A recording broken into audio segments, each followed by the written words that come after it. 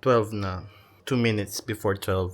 Pero I just want to take this video to capture my genuine reaction. Although nabasa ko na tong comment na to earlier, I even posted this one on my Instagram kasi I genuinely felt happy kasi may nag-comment sa YouTube video ko. She's a stranger. She's not a friend. Pero nag-comment siya na very informative yung videos and ang sincere daw. Tapos parang kaibigan ko lang daw yung kausap ko. From a stranger.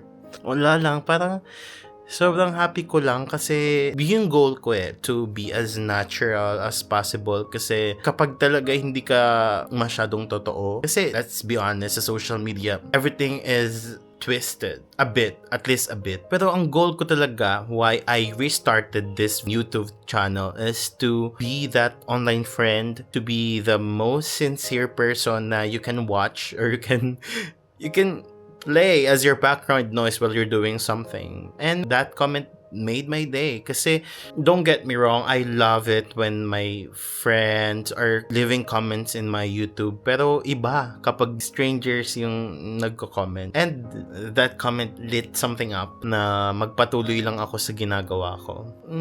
I just know that may mararating ako dito sa YouTube, may mapufulfill ako. Number one, gusto ko ma-fulfill yung sarili ko. I want to look at my videos in the future and I want to watch the life that I lived during a certain period.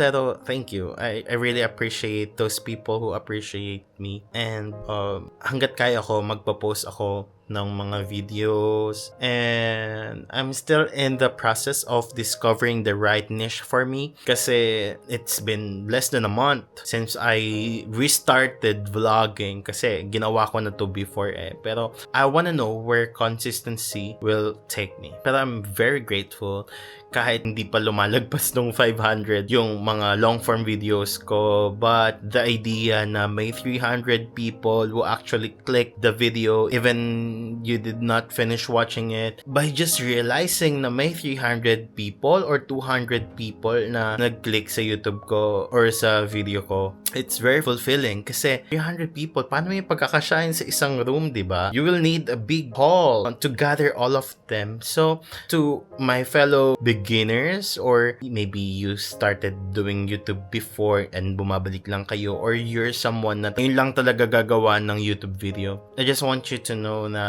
yung numbers na nakikita natin do not define our creativity. Mahanap at mahanap natin yung niche natin, mahanap at mahanap natin yung mga tao na interested makinig sa atin, and soon magkakaroon din tayo ng community. Pwedeng hindi talaga kasing laki ng mga community na ng mga nakikita nating influencers, but everyone starts there.